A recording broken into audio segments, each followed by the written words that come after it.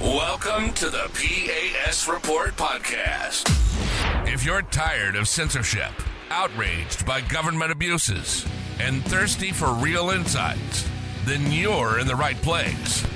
Get ready, because here, the fight for freedom never ends. Here's your host, Professor Nick Giordano. Welcome, everyone, to the P.A.S. Report podcast. As your host, Nick Giordano, I'm glad you could join me. Make sure that you follow and subscribe to the podcast so you never miss an episode. Also, visit the P.A.S. Report website, PASreport.com, and share this episode with your family and friends. Obviously, there's a lot going on in the world today. We see the United States' power and influence has declined significantly. We see the rise of China, and I have a great guest coming on. I have Gordon Chang out with a brand new book, Plan Red, China's Project to Destroy America. Gordon, welcome to the PAS Report. How are you today? I'm fine, thank you. And thank you, Nicholas.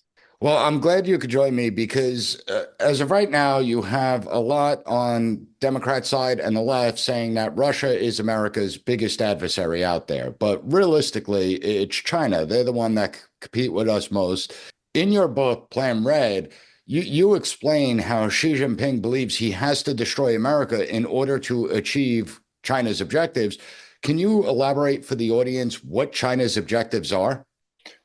China's Xi Jinping believes that he is the world's only legitimate ruler. And by implication, that means the United States is not sovereign, that we're just a colony. Throughout this century, he has been trying to impose China's imperial era system, where Chinese emperors believed that they not only had the mandate of heaven to rule what they call Tianxia, or all under heaven, but that heaven actually compelled them to do so. And since 2017, Chinese officials have been publicly talking about the moon and Mars as sovereign Chinese territory. That's right, part of the People's Republic of China. Now, this is ludicrous, but the point is, this is what the Chinese have been saying. And we Americans, because we're Americans, believe that we're entitled to ignore what our enemies say. So, for instance, we ignored Osama bin Laden until one day when he reached out and killed 2,977 of us. So we should be listening to what the Chinese are saying, even if it is just totally lunatic. Yeah, I think that's important. You always listen to the words, particularly of the adversaries, because they understand the dynamics of international politics. And you have China that wants to challenge our hegemony. And when you look at these foreign leaders, a lot of times they mean what they say. They understand if they say things that don't follow through, it's going to weaken them in the long run. But it's not just their words, it's also their actions. And you lay out how China has taken preparations to achieve these goals and objectives, correct? Yes, what we see is China's unrestricted warfare, as they call it, which is they've declared a people's war on us. Now, this was People's Daily in May 2019 in a landmark editorial. And in case we were unclear about what a people's war is, because it is a defined term and important in Communist Party thought, last year, PLA Daily, which is an official website of the Chinese military, actually said people's war is total war, and they explained total war. So we should not be left in any doubt as to what they're talking about. So, for instance, fentanyl. Fentanyl is not just the activity of some Chinese criminal gangs. This is in China's total surveillance state.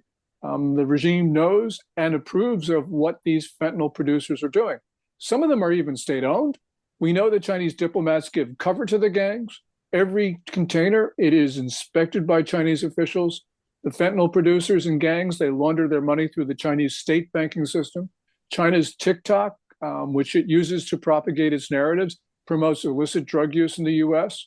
That's 75,000 Americans each year die from doses of illicit Chinese fentanyl. So we have to understand that they're taking lives.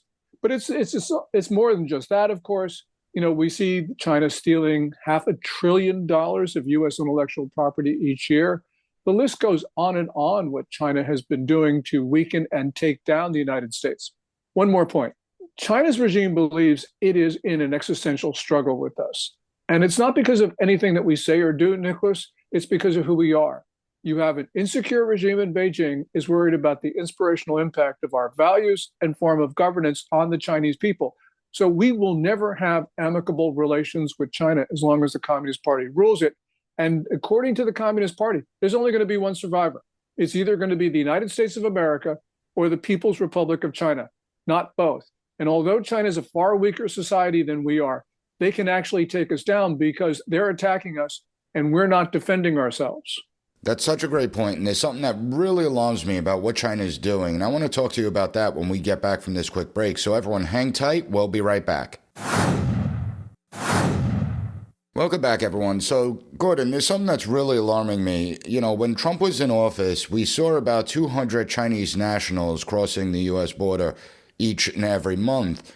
Under the Biden administration, that number is now up to 20,000 Chinese nationals per month. And they're all military-age young males. Now, understanding China, you cannot leave that country without government approval. They have the social credit system there. In order to get your passport and everything and leave the country, you have to have a good social credit system rating. So China is knowingly allowing all these Chinese nationals to come here to the United States. And the question is, who are they? Is it part of a criminal element? Are these intelligence agents looking to conduct espionage within the United States? What's going on here?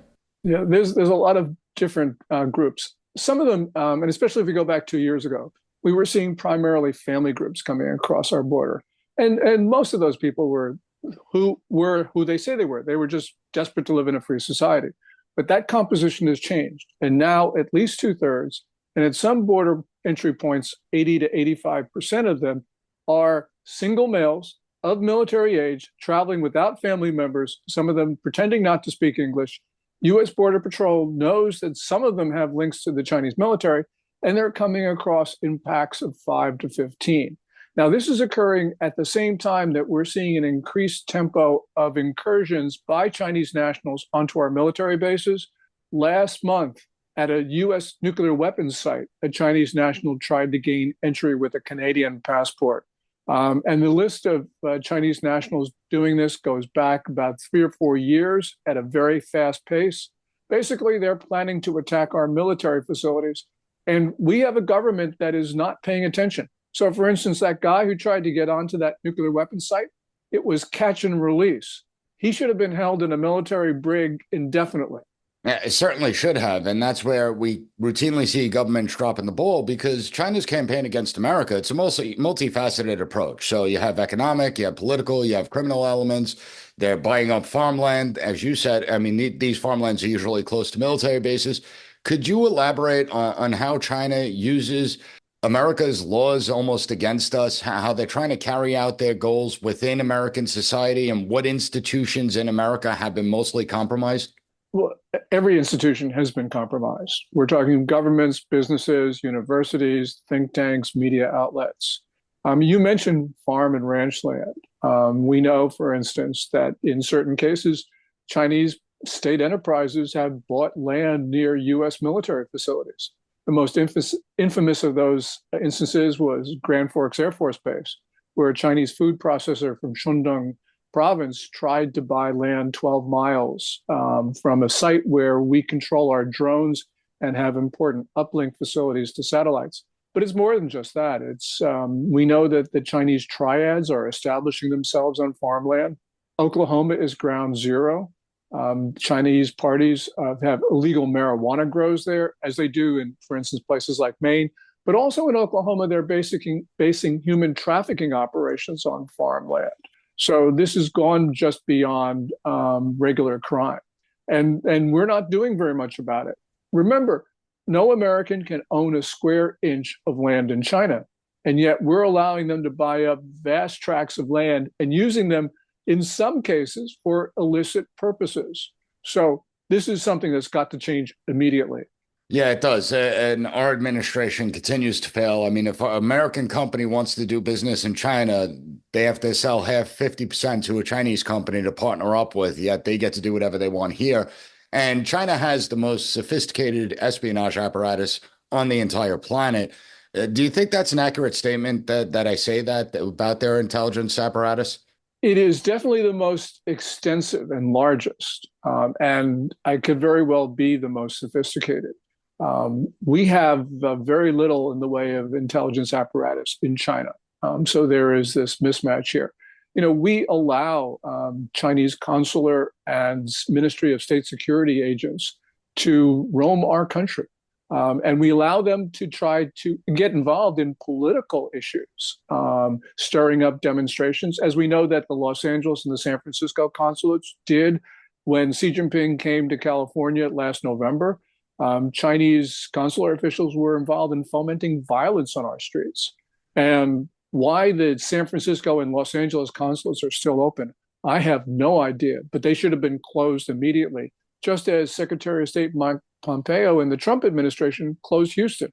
And Houston was not involved probably in nearly the same degree as those two California consulates. Yeah, and it was interesting because when Xi Jinping did visit the United States, it was amazing how quickly Gavin Newsom was able to get rid of all the homeless people on the streets. It shows. But when we look back at the start of the Biden administration, Chinese officials met with Tony Blinken and National Security Advisor Jake Sullivan over in Alaska, and Chinese officials began to lambast the United States, saying, calling out our human rights record and racism and discrimination. Do you think that at that meeting, China realized how weak and feckless this administration was? They probably did it before then because they came in with scripts. But clearly afterwards, they realized that because you had China's two top diplomats at the time, Yang Jiechi and Wang Yi, berated Secretary of State Blinken and National Security Advisor Sullivan. And they were, our guys were silent, basically. What Sullivan and Blinken should have done was ended the meeting right there. But what China did afterwards, it went on an extended propaganda blitz to highlight Yang's comments. And clearly what they were using that is to try to show the United States to be incapable. And by the way, that was the beginning of a series of propaganda blasts against the United States in 2021. We had no clue what they were doing because we weren't paying attention to what they were saying. But the most important statement was from Yang Jiechi, who said, look, the U.S. is no longer in a position to talk to China from a position of strength. Well, yes, we are, or were. But the Biden administration's response to China has been feeble. As they attack us, the Biden administration tries to talk and it issues hollow warnings. And as we know, hollow warnings lead to war. And we have seen in the Biden administration the world go to war in Ukraine, in North Africa, and of course, in the Middle East.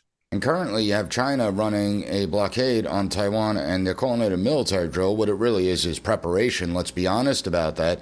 But we need to take a quick break. When we get back, I want to jump into the 2024 election a little bit and get your thoughts. So everyone hang tight. We'll be right back. Welcome back, everyone. So, Gordon, turning to the 2024 election, who do you think China wants to become the president of the United States? Do you think they'd rather deal with a President Harris or a President Trump? In 2020, it was clear they wanted Biden because they supported him in the Democratic Party primaries over Bernie Sanders, and they supported Biden over Trump in the general election. This time, after warnings from the Biden administration, they've been a little bit more subtle, but we can see that they do want Harris over Trump from a number of different indications.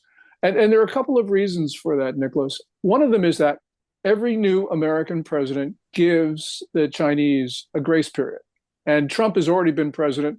The grace period under Trump would be a lot smaller than the one that Harris will give, especially because Harris has a guy named Tim Walz, who's his vice president, who looks like a communist sympathizer. But the other thing about Trump, and that is China knows how to deal with hostile American presidents. So they don't care so much about the hostility. They can deal with it. What they can't deal with is they can't deal with Trump. And they can't deal with Trump because he's unpredictable. Trump set the tone for U.S.-China relations in April 2017 when Xi Jinping went to Mar-a-Lago. And over that most beautiful piece of chocolate cake, if you remember, Trump stood up and said, I've just ordered a missile strike on Syria.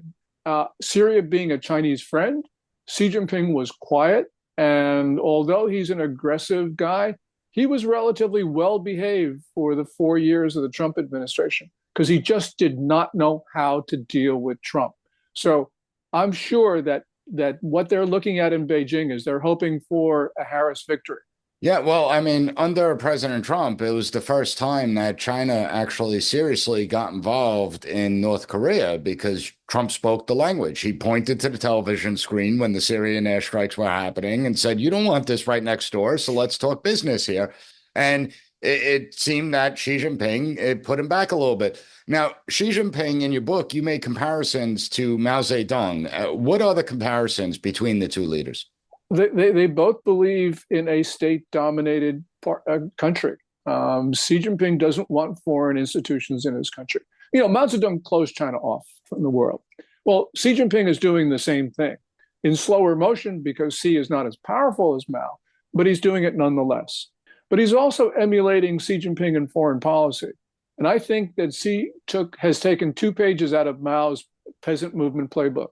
One of them is to encircle the cities from the countryside.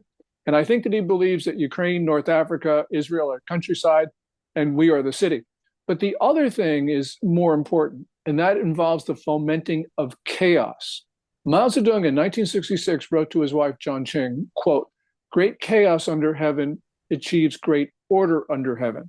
Great order under heaven in Mao's lingo was worldwide Chinese rule. And so I think Xi Jinping believes that the disruption of the international system, in other words, war, will lead to his eventual complete control of humanity. And we do not understand that. We think that China wants peace like we do. No, they don't. They want to take down the international system, and they want to institute in its place worldwide Chinese rule, not control, not hegemony, but worldwide Chinese direct rule. Yeah, and they understand how to do it. I mean, the Belt and Road Initiative was a brilliant policy strategically looking at. You lend broke countries money and you make them hire Chinese contractors to build out infrastructure. And when you can't pay those loans back, China controls the infrastructure in these countries and basically removes all sovereignty from those countries. So it was a brilliant strategy. But one of the things that has me really concerned, when Nixon first opened the door to China, the theory amongst American politicians was that China was going to become more like the United States, that elements of freedom and liberty in China would begin to open up. But it turns out our country has become a lot more like China when it comes to attacks on free speech and censorship and the build out of a government apparatus to target political opponents.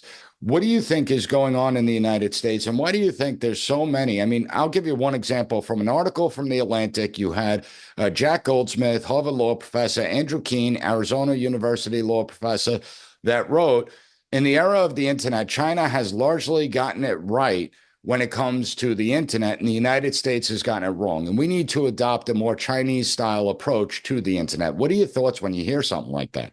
I got news for those guys. The First Amendment to the Constitution guarantees freedom of speech, and the First Amendment is under attack. And it's under attack from many on the left, but especially there's a guy named Tim Walz who went on MSNBC and talked about how nobody has a right to spread disinformation. So clearly what we've got right now is a problem. And the Biden administration was working with the big media platforms to censor views. Now, big media platforms, they have a First Amendment right to do whatever they want. So they can censor on their own. But the government, when it works with those media platforms to censor, that is a clear violation of the First Amendment. And we need to guard against it because we have half the country doesn't remember what are the amendments to our Constitution, the Bill of Rights.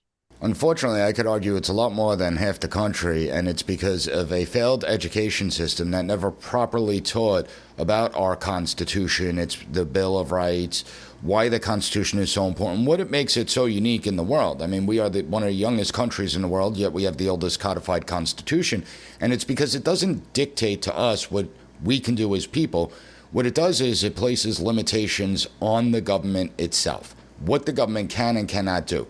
Now, Gordon, we're going to take a quick break, but when we get back, I want to know what actions the United States could take right now in order to blunt China's growing influence and power. So everyone, hang tight, and we'll be right back. Welcome back, everyone. So, Gordon, when it comes to China, what are immediate actions the United States should be taking right now in order to blunt China's growing power and influence on the world stage? There's so many things. Basically, we should be doing the opposite of what we're doing across the board. So if we take a look at China's aggressive actions in East Asia, we should be making it very clear the United States will defend our allies and our friends, such as Taiwan. If we were to do that, Xi Jinping would not think of invading Taiwan, because even if he thinks he can take Taiwan, and he probably thinks that way, though I think he's wrong, but even if he thinks that way, he is not going to want to risk the casualties to do so, because the Communist Party is extremely casualty averse. So we need to be very clear in what we will do and to back up our words. Biden's been issuing a lot of hollow warnings to China. As we know, in the late 1930s with Britain and France and the Third Reich, hollow warnings lead to war. On the other aspects, though, we need to be severing trade, investment, technical cooperation, because we should not be aiding a regime that is planning to kill Americans. It's as simple as that. And we know that the Chinese economy right now is in a grim position. It's not growing at the 4.7% pace that they claim for the second quarter. It's probably about zero, could even be contracting. But even if it were growing at 4.7, it would not be growing fast enough to be able to create the output to retire debt, because China's having its 2008. We should be taking advantage of this situation to end communism in China. And I know a lot of people will think that that's impractical, but we can do it because right now, China is in a situation where they can't deal with their problems. They got simultaneous crises. Xi Jinping is leading them in the wrong direction back to Maoism, and the country is in dire straits. And realistically, they need about double-digit growth for the next decade or two in order to really overtake the world economy. One of the things that has always fascinated me for the last couple of decades is the fact that the World Trade Organization still has China classified as a developing nation. If we push so that China is classified as a first world nation, how does that change the dynamics? Trade is absolutely critical to Xi Jinping. Everyone has told him the only sustainable basis for the Chinese economy is consumption. Xi Jinping does not want to encourage consumption for a lot of reasons. So he has doubled down on exports as a way to rescue the Chinese economy. That means he needs open access, not only to the United States and the European Union, but the global South. And countries around the world are starting to close their markets to China. So anything that restricts or inhibits China's ability to sell goods abroad is going to be fatal for the Communist Party. And we ought to take advantage of that. Just one other thing, and that is the Tariff Act of 1930 prohibits the importation into the U.S. of goods made with forced labor. Many of Chinese goods, not just goods made by Uyghurs, Kazakhs, and other Turkic minorities, but many of their goods are made with forced labor. We should not be allowing them into the stream of commerce in the United States. We do that, we can probably end communism in China very quickly. Yeah, I mean, let's face it, China has a 1.3 billion person population that it has to manage. And if it can't feed and employ that population, it's going to be a disaster for the communist regime. Do you think the Trump administration would start taking these actions to try and blunt Chinese power? I think so. If you listen to what President Trump has been saying on the campaign trail, he's been talking about increased tariffs at a level that would basically cut off the American market to China. And he's been talking about other things as well. You know, Harris, she has sort of just gone along with everything Biden has done, which is sort of mild policies. Biden has done some things that the Chinese don't like, but he's done them very late in his administration, which indicates that they are campaign motivated. And that's not what we need. We need somebody who is willing to protect our country from China. And right now, Biden doesn't have that mindset. You know, to go back to your earlier question about Harris versus Trump, the one thing about Trump that really distinguishes him, not only from Harris, but for every other politician in the United States, is that he broke the engagement policy. And that policy was in place for 5 decades before Trump took the oath of office. And Trump is basically saying, look, I want good relations with China, but I'm putting American interests first. I'm not putting the interests of the Communist Party ahead of those of the United States of America. And while we might think that that's common sense and obviously something you should do, we've had a series of presidents, Republicans and Democrats, liberals and conservatives, who have effectively put the interests of a communist superstate above those of the American worker, American people, and the American nation. Yeah, and that's why everyone needs to check out Plan Red, China's project to destroy America. Gordon, always enjoy the conversation with you, and we'll put the book up at the website, link it to your website as well. Thank you so much for joining me. Thank you, Nicholas. I really appreciated it. Thank you for listening to the P.A.S. Report. Don't forget to rate, share, and hit that subscribe button. That way you'll never miss an episode. For more exclusive content and updates, visit us at PASreport.com and follow Professor Giordano on all social media platforms at P.A.S. Report.